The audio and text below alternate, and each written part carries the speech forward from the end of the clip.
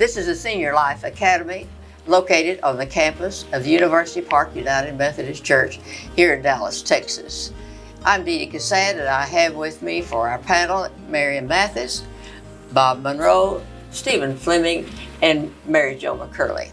We're going to talk about the paradox from restlessness to contentment. Maybe you haven't thought about this as a spiritual exercise, but we're going to attempt it to do that as our discussion proceeds. How can restlessness be positive?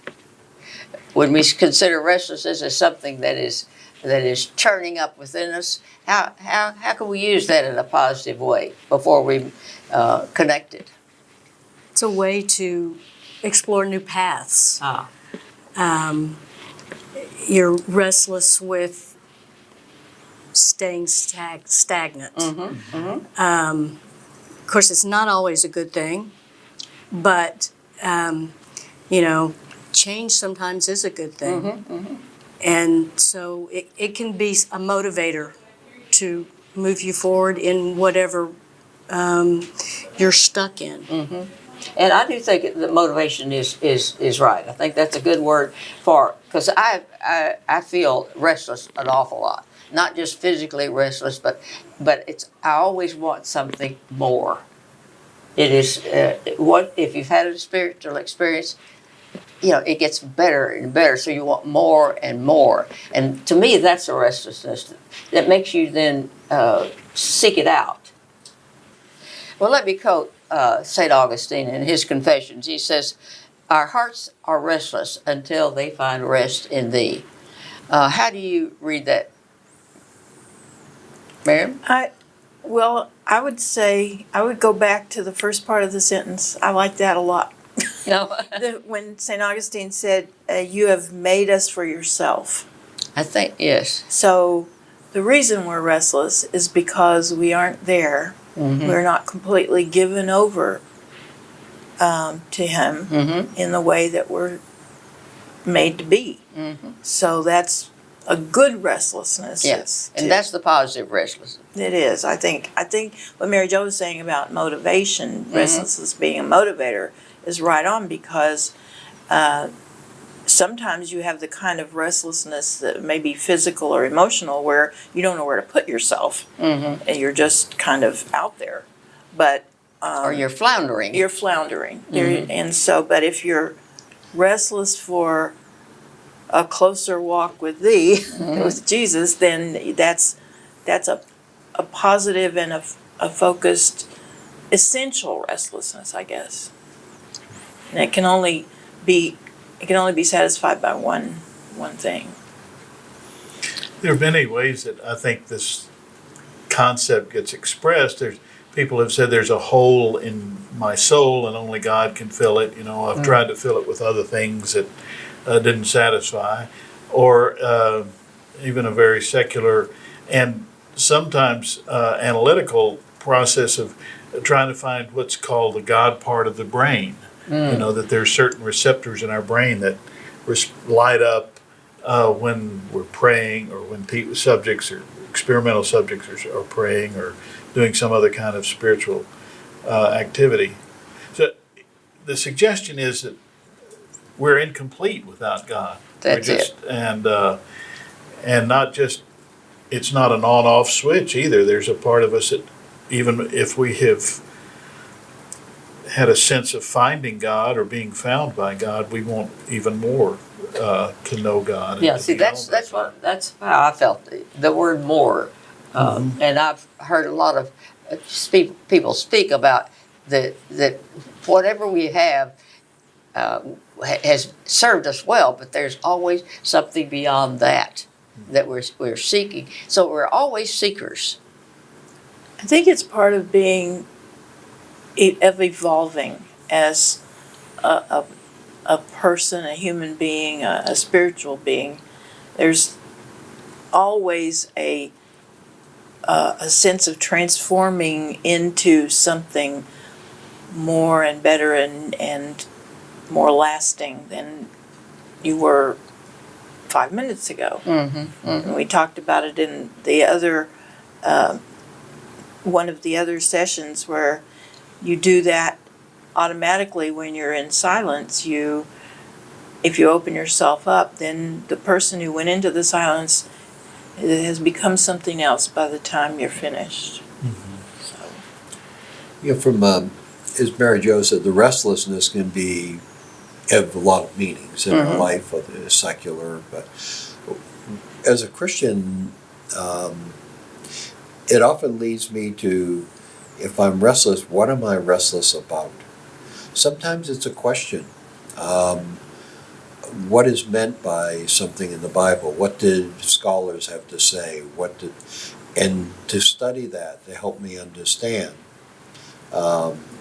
Quite often, since I'm very action-oriented, as you know, it will be, what should I be doing for others that I'm not doing now? How can I best use the years I have left?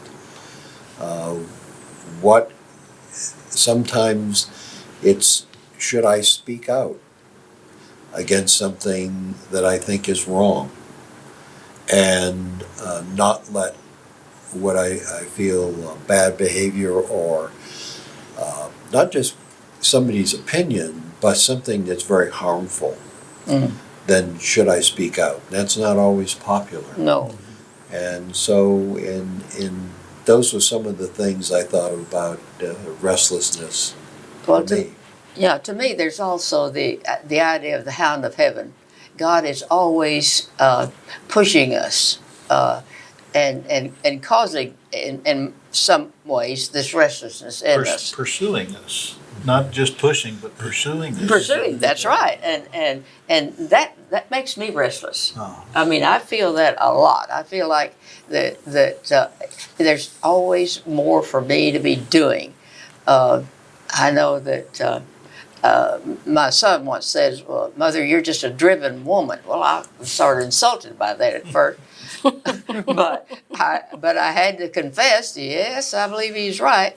But it's that drive or that restlessness that makes me do what I do, and so in that way, I consider it positive. How does that connect with contentment? How does that paradox work? What do you think contentment is? You know, one of my favorite passages in the Bible is from Philippians 4:11, where it says, "Not that I complain of want, for I have learned in whatever state I am to be content." And you know, I don't think Paul was saying accept less. I think he was saying that through Christ I can do anything. And contentment to me is satisfaction and happiness. And it may not be that you've gotten what you want, but you understand that it's what Christ called you to do. Yes, very good. I think that's true too. Yeah, I've often thought when my children were young, there was a lot of emphasis on success, the books on success and self-help on success. And I said I liked an old-fashioned definition of success that came out of Webster that was, it's the attainment of one's goals. Now, what are your goals? And your goals may not be the accumulation of wealth and goods and bigger and better houses. It may be, I'm going to go teach a child. It may be, I'm going to be a minister or a missionary. Or I'm going to be a lay leader. I'm going to be, maybe that doesn't make, where finances are not the biggest consideration, but that leads to, if you reach your goals, I would assert you would be towards contentment. Just make sure what your goals are.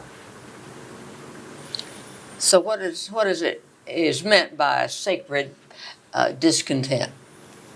I think it's when we let our discontent or our restlessness move us in a direction towards a greater sense of unity with God.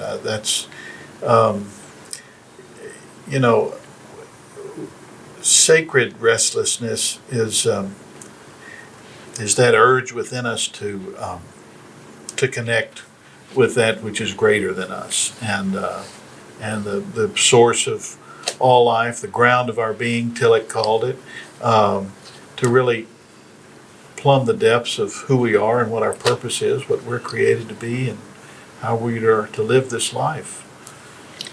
But at whatever stage we find ourselves in that process, we should be content.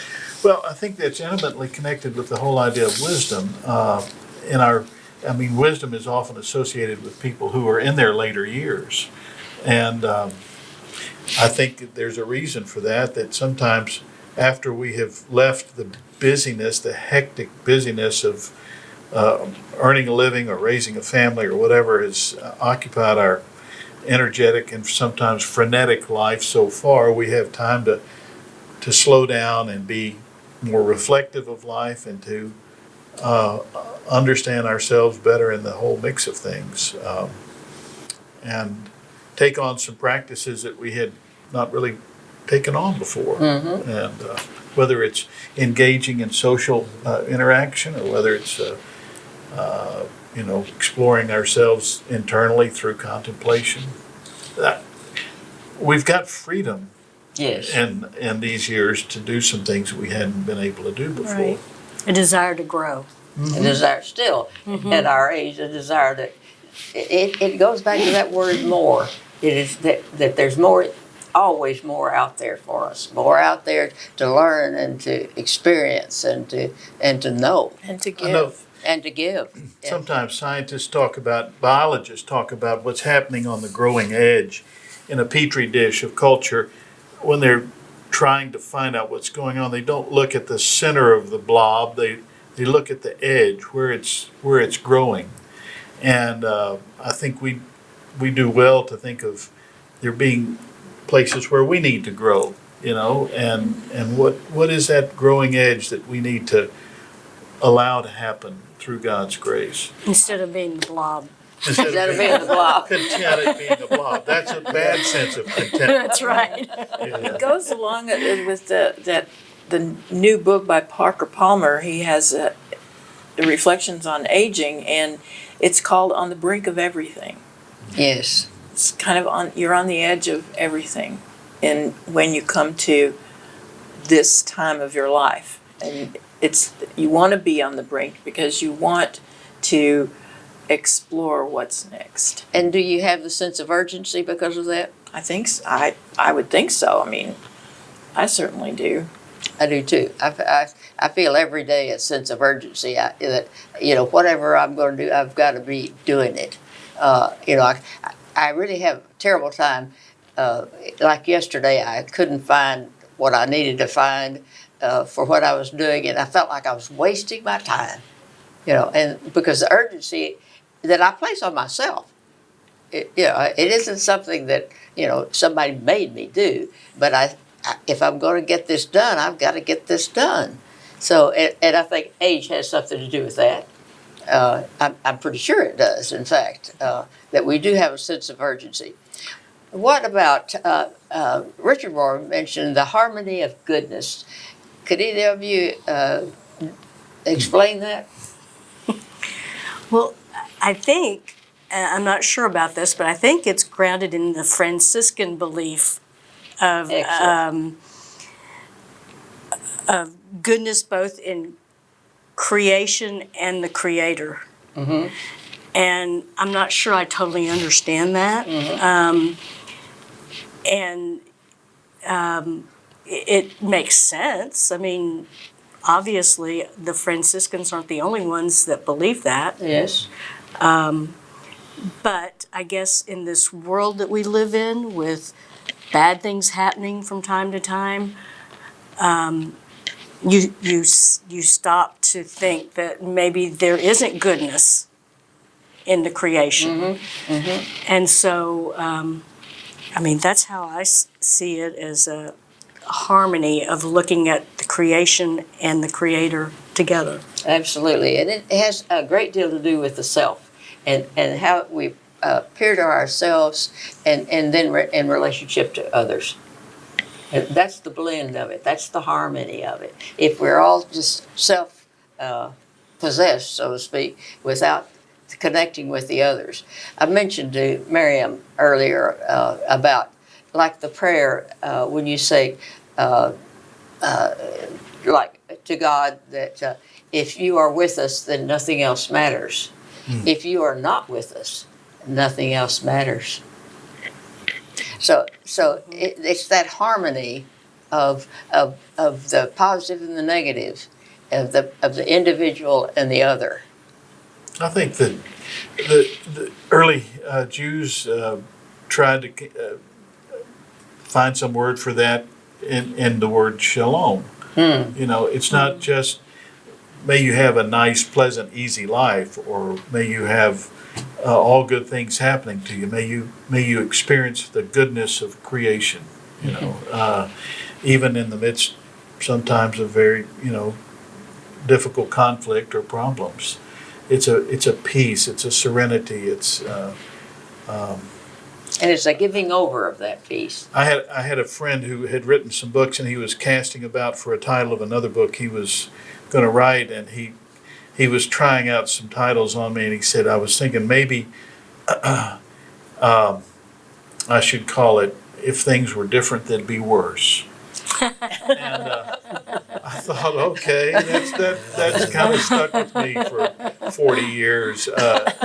Did he write the book? I never have found that title on the bookshelf, but it was the concept of how we can sometimes be discontent with the way things are, and think that we know all the answers, but we really don't. God is good. And it takes the arrogance out of us when we look at it like that.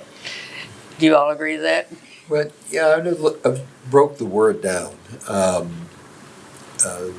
Stephen just used the word, God is good, and if we think in our English, that to me doesn't connotate everything it perhaps should.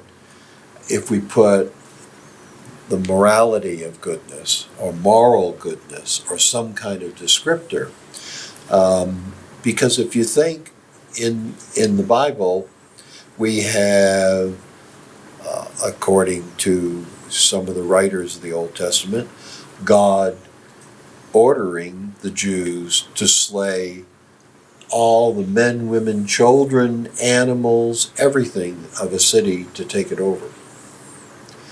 Now, some people argue that that is a good thing because it came from God. I often thought that was not correct, that God, that's what people thought they heard or they wanted to hear to reach a goal. But that gets you into the whole theology is if God created everything, he created evil, well, goodness, and I reject that as a New Testament person in that God is good, and that's morally good, and that is termed up by the word love. And so I worked around that just good can be misconstrued, but I liked moral goodness, which leads me to love, which was what Jesus taught. So it was kind of a roundabout way, but that's where my thinking went when you posed a question with the harmony of goodness. I can be content with that. I can be content with that. Can we all be content with that? I can be content with that. We appreciate you watching. We hope that you've received something in the way of insight into what we're talking about. Our email is at the bottom of the screen. We'd love to hear from you. Like your comments, like your suggestions of what we might talk about in the future. So if you have any thoughts on this, we would love to hear from you. In the meanwhile, may God surround you with His grace.